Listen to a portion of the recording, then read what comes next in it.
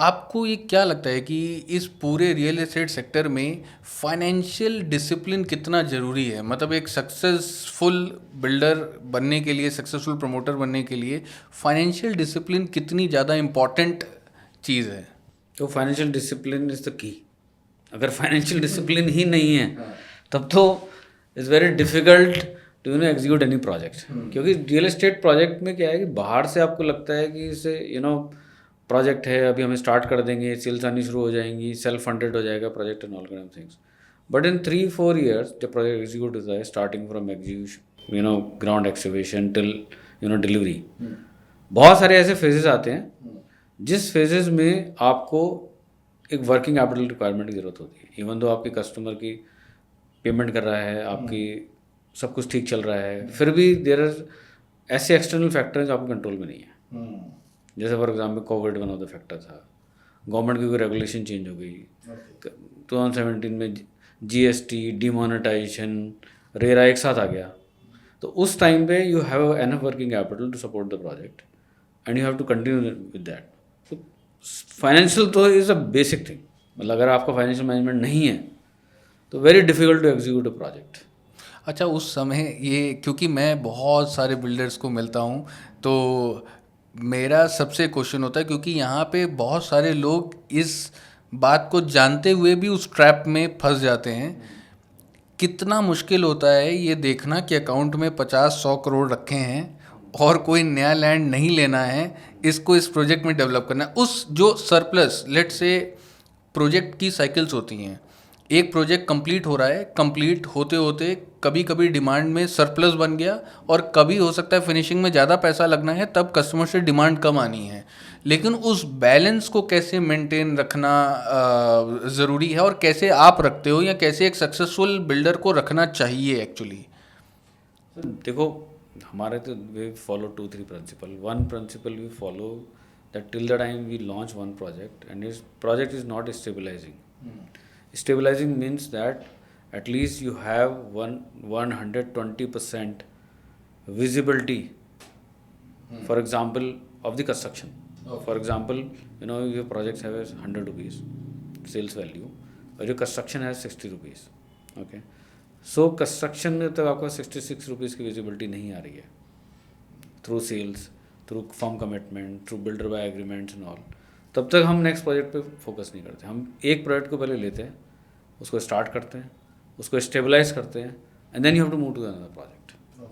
सो कम से कम हम वो 20% इसलिए रखते हैं, फॉर एग्जांपल कभी कोई कैंसिलेशन आ गई, there are lot of people, कभी कोई उनके घर में अनफॉर्चुनेट इवेंट हो गया तो कैंसिलेशन आ जाती हैं। उस कैंसिलेशन के हमारे पास बैकअप होना चाहिए। तो अगर आप कोई प्रोजेक्ट स्टार्ट करते हैं और कंस्ट्रक्शन के लिए आपके पास जब तक 120% पैसा नहीं है, या उसकी विजिबिलिटी बिल्कुल क्लियर नहीं है कि फॉर एग्जांपल मैं 166 रुपीज़ के लिए हमारे को इतना सेल हो चुका है, इतने बिल्ड बाय एग्रीमेंट एग्जीक्यूट हो चुके हैं, अब हमारे को बाय एंड लार्ज एक विजिबिलिटी है कि इतना पैसा आ जाएगा, तब तक हम दूसरे प्रोडक्ट में स्विच ओवर नहीं करते। और मेरी एडवाइस सबके लिए यही है कि जब तक वो विजिबिलिटी ना हो तब तक एक प्रोजेक्ट से दूसरे प्रोजेक्ट पर शिफ्ट करना थोड़ा मुश्किल है और करना नहीं चाहिए।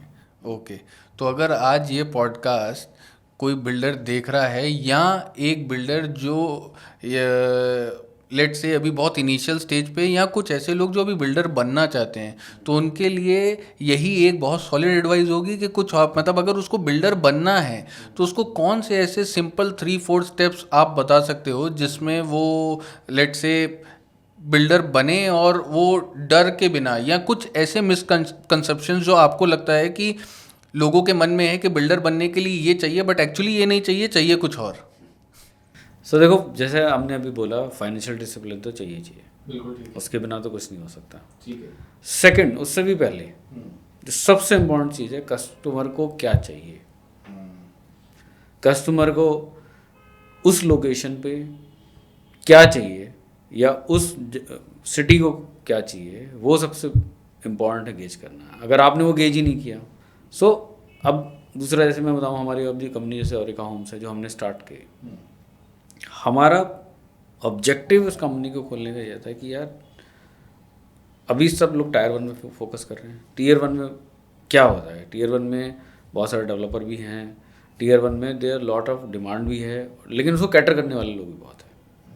बस पोस्ट कोविड क्या हुआ, पोस्ट कोविड एक तो वर्क फ्रॉम होम का कल्चर आया, पोस्ट कोविड बहुत सारे लोग अपने होम टाउन से शिफ्ट हो गए। पोस्ट कोविड एक बहुत बड़ी चीज़ लोगों को लगी कि यार हम तो अच्छे से रह रहे हैं, हमारे पेरेंट्स कैसे रह रहे हैं। करेक्ट, बिल्कुल सही। तो अब मान लीजिए कोई बरेली का था फैमिली जो दिल्ली में रह रहा था, अब उसने सोचा कि यार मेरे पेरेंट्स तो बरेली में रह रहे हैं, अब कोविड आ गया, लोगों को लगा कि नहीं यार पता नहीं लाइफ कितनी शॉर्ट है, तो इतनी शॉर्ट के लिए यार हम तो अपनी ज़िंदगी जी रहे हैं, अपने पेरेंट्स को कैसे अच्छी जिंदगी दें। अब उसमें क्या है कि जैसे पहले एग्जाम्पल बरेली में लोग सोचते नहीं थे कि चलो यार जो ओरिजिनल घर है वहीं रह रहे हैं, अब उनको सिक्योरिटी लाइट्स इतना मायने नहीं रखते थे। अब पोस्ट कोविड लोगों को लगा कि यार पेरेंट्स को भी एक अच्छी लाइफ जीने का हक है, तो हम ऐसे जगह ढूंढते हैं जहाँ जगह में एक एटलीस्ट बेसिक लाइट, बिजली, पानी, पार्क्स, जॉगिंग ट्रैक्स ये सब हों, सो दैट अपने पेरेंट्स को एक पुराने घर से लेके हम नए घर से करें और हम कम से कम एक अच्छी लाइफ जी रहे हैं तो हमारे पेरेंट्स भी अच्छी लाइफ जिए, नंबर 1। नंबर 2, बहुत लोग शिफ्ट भी हो गए, तो वो जो दिल्ली और एनसीआर का एनवायरनमेंट चाह रहे थे वो अब टीयर 2 में भी चाह रहे हैं। बरेली शहर में अयोध्या, मेरठ, प्रयागराज, लखनऊ, उनमें भी चाह रहे हैं, तो उन्होंने उसकी डिमांड सर्च करना शुरू करा। तो फिर हमको लगा कि ये गैप तो है। अब उन शहरों में आज भी कोई बड़ा बिल्डर फोकस नहीं कर रहा है, तो हमने कहा यहाँ फोकस करेंगे तो शायद हमको वो डिमांड मिले, और हम वी गॉट वेरी लकी कि हम सबसे पहले बरेली शहर में गए और वहाँ हमने अपना प्रोडक्ट लॉन्च किया जो सुपर सक्सेसफुल हुआ, हमने डिलीवरी पहले दी। तो point was I was making कि आपका एक ऑब्जेक्टिव भी कंपनी का होना चाहिए कि हम किस ऑब्जेक्टिव से कंपनी होगा, क्योंकि जब तक वो हमारा लेजर शार्प फोकस नहीं होगा उस ऑब्जेक्टिव के लिए तब तक, और वो कंपनी उस तरह से वर्क करनी चाहिए लेजर शार्प ऑब्जेक्टिव के साथ कि यार हमको एक अच्छा घर एक बहुत ही सही बजट में लोगों को देना है। तो ये तो 2-3 थिंग जैसे मैंने बोला कि बहुत इंपॉर्टेंट है। 1 is the objective of the company, 2nd is financial discipline, and 3rd is customer requirement. इन 3 चीज़ों को फोकस करके I think you can build a great company.